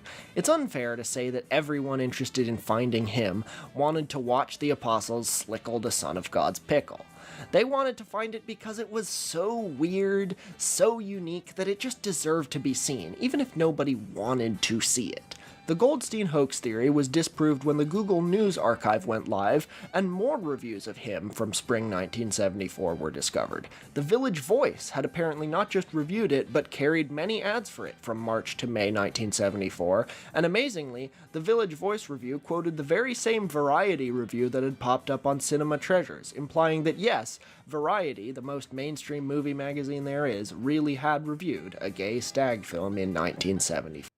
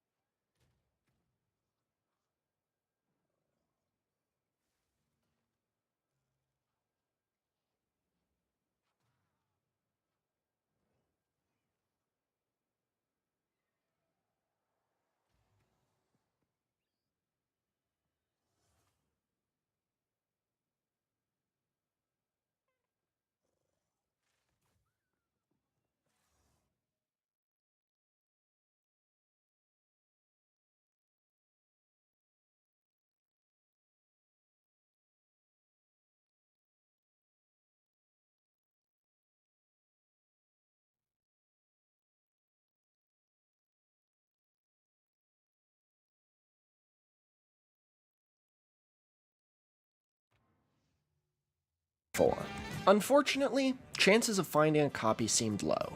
Not a lot of gay content from that era survives. People were afraid of being outed as gay simply by being seen coming out of particular theaters.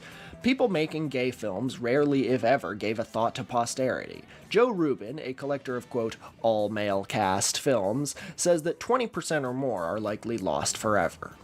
These movies rarely had more than one film print made. High-quality film reels were super expensive in those days, and having one made was the only way to get your film shown in theaters. Lost film hunters have said that even if just one film print was ever made for Him, that print likely would have cost thousands of dollars, and that could have been more than the filming and marketing budget combined. Hence, the sole release print for Him may have toured the country from underground theater to underground theater until it made a profit, eventually ending up collecting dust in some back room somewhere and being thrown away when the place closed down. The elephant in the room is the AIDS epidemic. So many people involved in the gay community in the 70s, especially in New York, died of AIDS in the 80s and 90s that it's conceivable everyone involved in the production of Him, and nearly everyone who knew them, could be dead now. But new things kept getting revealed. Now that a clear period for when HIM opened in New York had been established, HIM hunters scanned archives of alternative newspapers across the US from 1974 and 75 and found more ads for HIM, showing in more cities. It played in Chicago from January 29th to February 11th, then later in February 1975 at Nob Hill Theater in San Francisco. Remember the name of that place. It surfaced playing at Atlanta's Gay Paris Theater in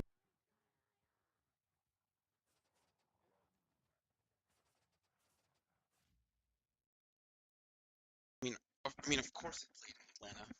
That's the gay black man capital of the United States, the Mecca, so to speak.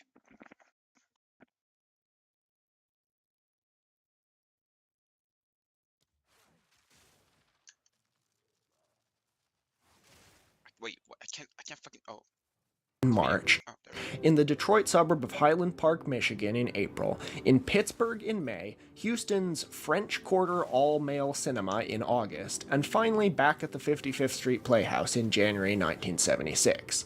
Other people claimed, unconfirmed by newspaper listings but considered plausible by lost media buffs, that they had seen it playing at some point in Boston, Ottawa, and a different theater in New York. Two tantalizing but totally unconfirmed online claims suggest that HIM's final resting place could have been Europe. One person says that while serving in the military in 1978, they heard rumors that HIM was showing in Scandinavia, though someone who really knows their weird Jesus movies commented that that could be a misidentification of Jeg sa Jesus dø, or I Saw Jesus Die, a bizarre Danish experimental film that includes Jesus and lots of people fucking, and apparently is not lost, but just not worth watching. Someone else, meanwhile, says they clearly remember seeing HIM at a gay theater in Amsterdam at some point probably in the early 80s, which is the most recent reported screening of HIM. Amsterdam makes But sense. another screening popped up in old newspapers. In Philadelphia, in February 1975, for almost the same exact dates that HIM That kinda played makes in sense. San Francisco. This was big news on a number of always levels. sunny It meant there. that at Got least 'em. 2 film prints of HIM must have circulated, basically doubling the chances of finding surviving footage. It meant that HIM must have had a higher budget than most people expected, since for a movie this obscure in 1974, making 2 film prints must have been a substantial undertaking. Around then, a fascinating theory began to take hold. Greetings, my friend. We are all interested in the future, for that is where you and I are going to spend the rest of our lives. And remember, my friend, future events such as these will affect you in the future. Wait, what? Before there was Tommy Hold Wiseau, on. there was Ed Wood. Wait. There's something's happening. Something's happening. Why is my? Oh shit. That's not good. Do I have to press Control Q then? Okay, I have to. Yeah. I'm not sure why this happened. Oh shit! I'm pressing Control. That's why.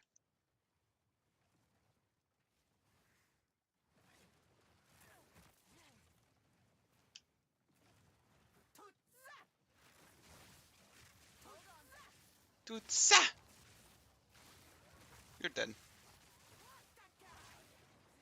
Portakal!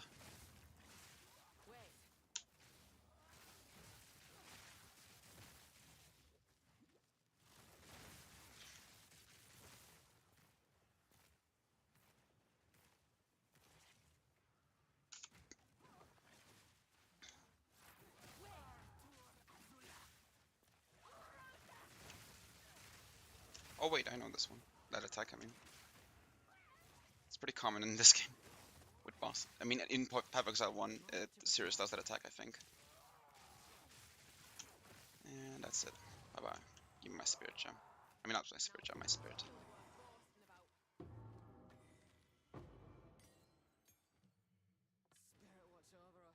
And there we go.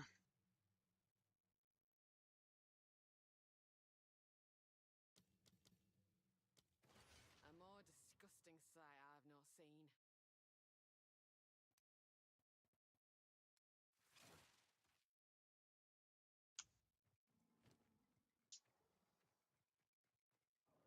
Ew, stolen children. Oh, Jesus.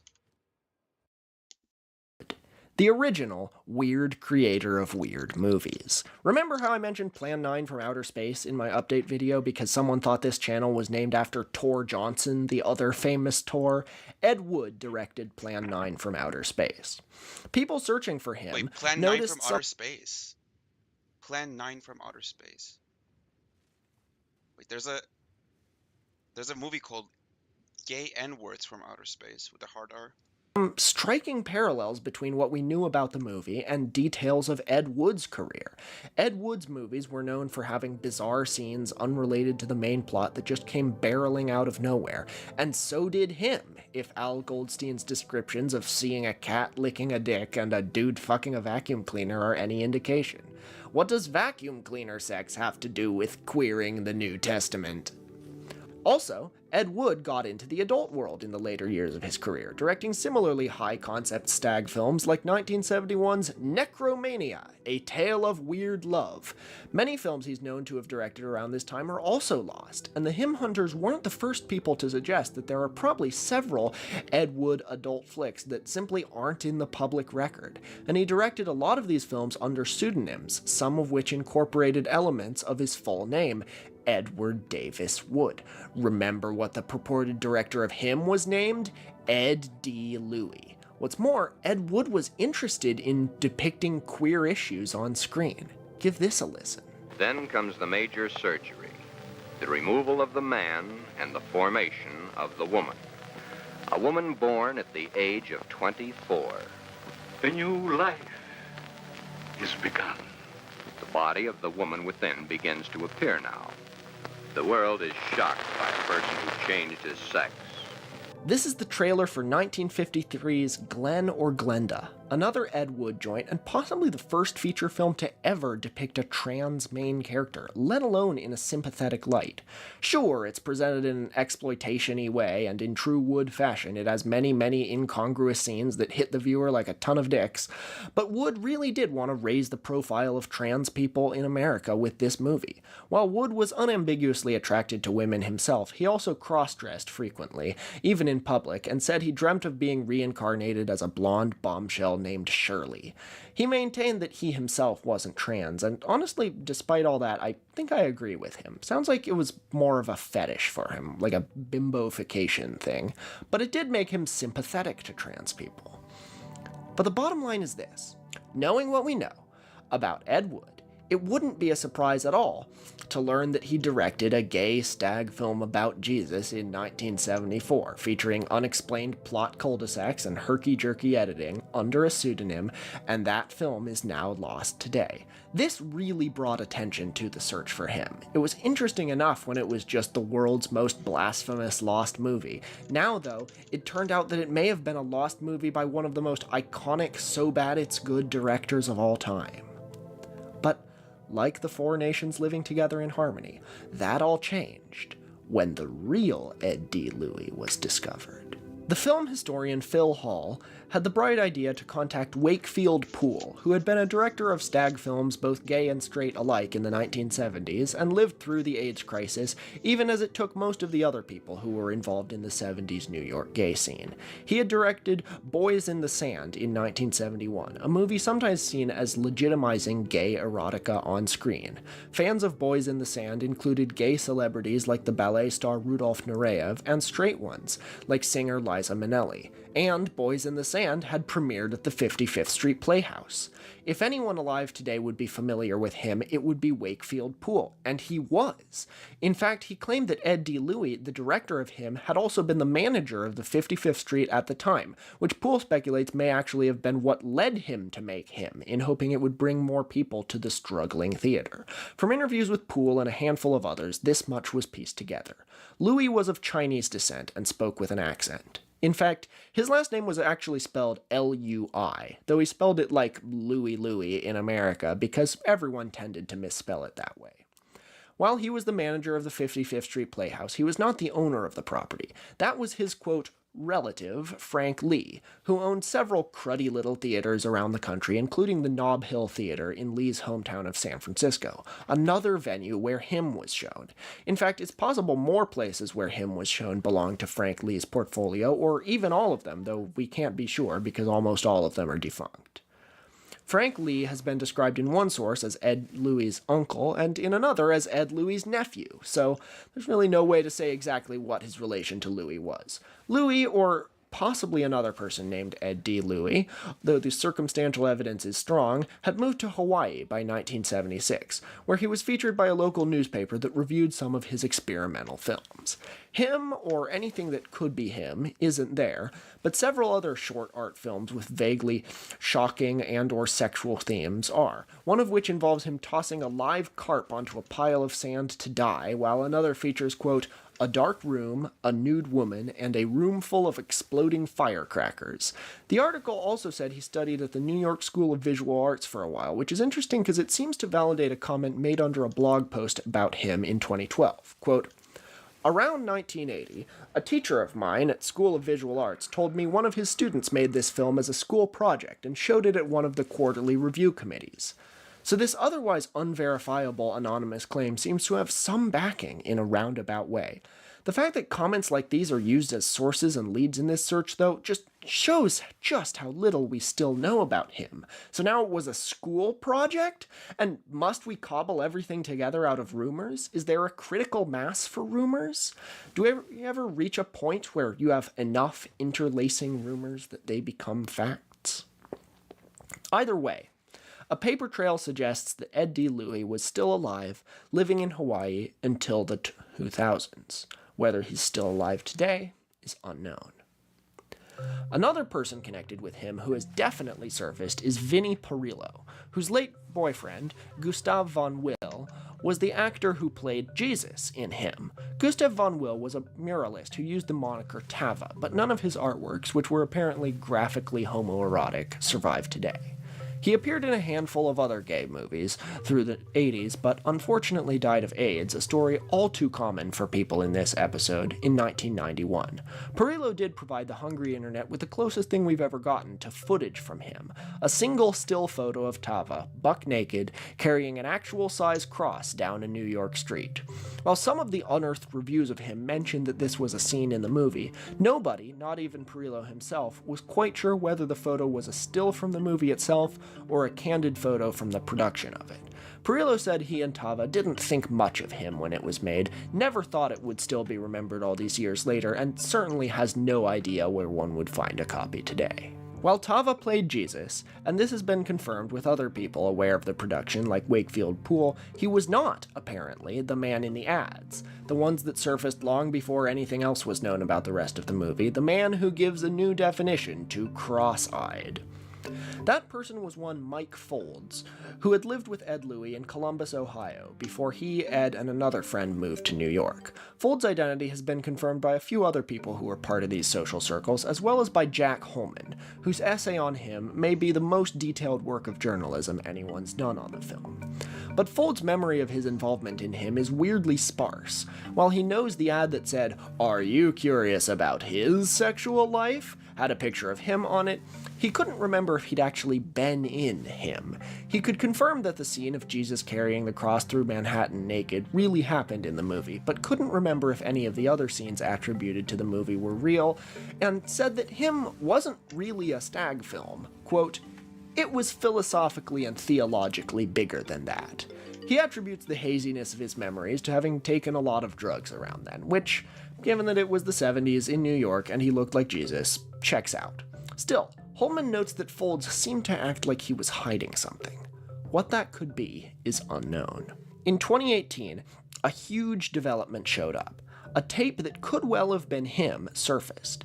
The Kinsey Institute for Research in Sex, Gender, and Reproduction at Indiana University had long been suggested as a potential location him ended up, as they have one of the world's most complete archives of LGBT history, including thousands of items of rare erotica. And sure enough, searching the Kinsey Institute archives, Jack Holman found an untitled reel of 16mm film, the format used by the 55th Street Playhouse, listed in the page notes as a Hand in Hand Films release.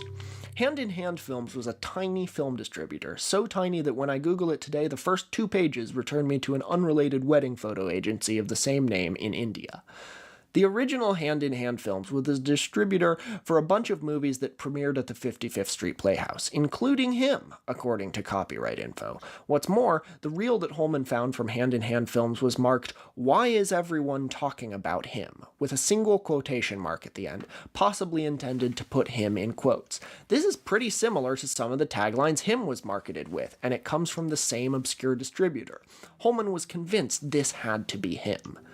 At the time, the Kinsey Institute said that it would take 6 to 9 months to digitize the film. It's now been 6 years, and one person claims that they got correspondence from the Kinsey Institute confirming that they did not have him in their archives. So, I'm not sure what the deal is with the Kinsey Institute tape, but given that it's been a while, our prince is probably in another castle. And from there we run out of road. Everything before this has been rumors and hearsay, but corroborated with enough other rumors and hearsay that we have a reasonably accurate picture of what's going on. Now we're in the weeds. An obituary for the Stag film actor and director Christopher Rage lists him as one of the movies he starred in, which it was interesting because he was apparently a legend in the gay world, and if he'd been in him, people who saw the movie would probably have remarked on that. Vince Perillo says that the other lead actor in him, who plays the young man obsessed with Jesus, was a guy named Ron. Holman even suggests that him could actually have been 2 films all along, since he notices a clear difference between the ads that say Ed D. Louis' him and the ones that simply say him. Maybe one was Ed D. Louis' Gay Jesus movie, and the other one was an even more unknown Christopher Rage movie. Or maybe they were both Gay Jesus movies, one a copycat of the other, perhaps one of which was erratically edited and included scenes of guys fucking vacuum cleaners and other extraneous stuff, while the other was philosophically and theologically bigger than that. That would be an M. Night Shyamalan-style ending to the search, and I can't overstate how much I want there to be a totally unexpected revelation like that. But it doesn't meet Occam's razor. There isn't a shred of evidence anywhere else that there were 2 hymns. It's more plausible that Ed D. Louis made one set of ads, and then Hand in Hand Films made another once they took over distribution. A fun theory about where him might be found, and this isn't a joke, is in a collection at a church or a Catholic university. There's no more diligent archivist than someone trying to ban something. Plenty of churches, televangelists, denominations, and religious schools keep detailed lists of popular culture that they consider blasphemous or satanic, and a Gay Jesus movie would definitely fit the bill. And for reference, institutions that have these lists sometimes really do keep all of these blasphemous works on file so they can identify how each blasphemous thing is blasphemous. For a long time, the French National Library had a section called L'Enfer, or Hell, for books considered explicit, and while it was kept under lock and key, today it serves as one of the largest reference sources in the world for Renaissance-era erotica. It's not a stretch to suggest that him could be in some similar collection, at a Catholic diocese headquarters or a Texas megachurch, maybe. Do I believe him will be found someday? Yes. Yes, I do. I know the hunt seems to have lost steam in the last few years, but I think it's plausible, given what we know, that not just 2, but several prints were made of the film. There are people who collect these things. It's just a matter of someone having a light bulb moment at some point along the lines of, hey, what if this person or this collection archived him? They might not be aware that they have him among their collection of obscure films, or they might be aware of him but not aware it's a lost film. An intriguing comment on the Lost Media Wiki from a couple years ago reads, quote, "I've been informed in collectors' circles of 13 minutes of footage dubbed the Camarilla Strip after a prominent insignia in one of the scenes. A Norwegian collector is supposedly in possession of said footage. I'm trying to reach out to them but have had no luck so far. Can this be corroborated by someone? Thanks." In my research, I haven't seen anything else suggesting anything close to that. As far as I can tell, nobody can corroborate this. Googling the phrase Camarilla Strip leads back only to that comment, and also a bunch of incredibly sketchy, give your laptop AIDS kind of sites decorated with cartoon girls in bikinis and innumerable pop-up ads, like the sort of thing you might expect to be led to if you clicked one of those hot singles in your area ads. Every single one of them had a long list of search tabs, like boobs, ass, blowjob, and then among things that gooners might search, the phrase Camarilla Strip. From what I can tell, that's not a reference to something you can goon to. It isn't Googled enough for Google Trends to have data on it. The word Camarilla, which is apparently a given name, has been Googled a grand total of 62 times since September. That's less than 2 a day, somewhere in the world, among billions of Google users. What connection, if any, do these sites have to him? What does the phrase Camarilla Strip really mean? I don't know, and I don't know if I want to know. This is some Candle Cove shit. There's a quote from The Two Towers in which Gandalf describes his epic battle with the Balrog to Merry and Pippin that far, far below the deepest delving of the dwarves, the world is gnawed by nameless things. Even Sauron knows them not. They are older than he. Now I have walked there, but I will bring no report to darken the light of day. That's true of the internet, too. Everyone knows about the deep web, which is where everything you can't directly search Google for is, and the dark web, where hitmen and drug dealers peddle their wares. In this analogy, you could say that someplace like Silk Road is the Balrog. Malware and hot singles in your area ads are common or garden orcs. But every now and then you run into things like the Camarilla Strip. The nameless things. They're unknowable. They're always around you, below your feet, or in this case, below your first few pages of search results. They're the internet's stairs in the woods. We'll never really be threatened by them, but they're there, and nobody knows where they come from. Him is not there. Him is not buried that deep. It's probably just not on the internet, unlike almost all other movies. It's sometimes said that we are the first generation in humanity's permanent record, because digital files, the way all our data is saved that future historians will learn about us through, don't degrade over time.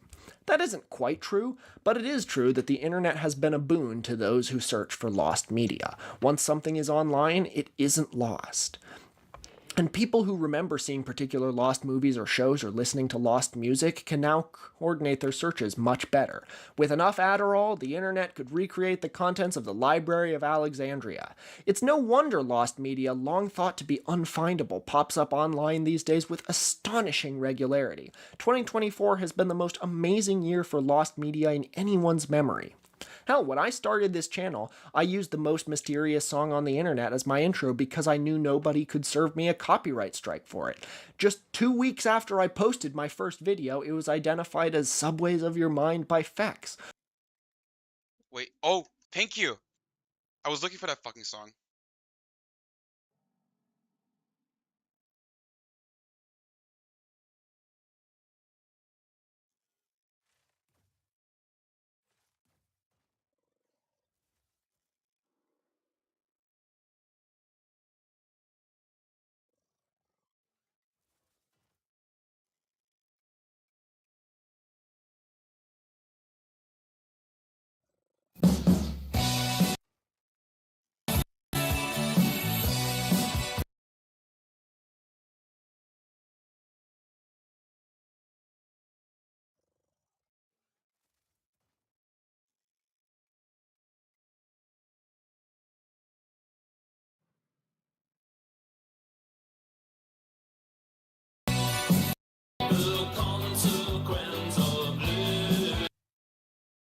One of the internet's greatest mysteries solved.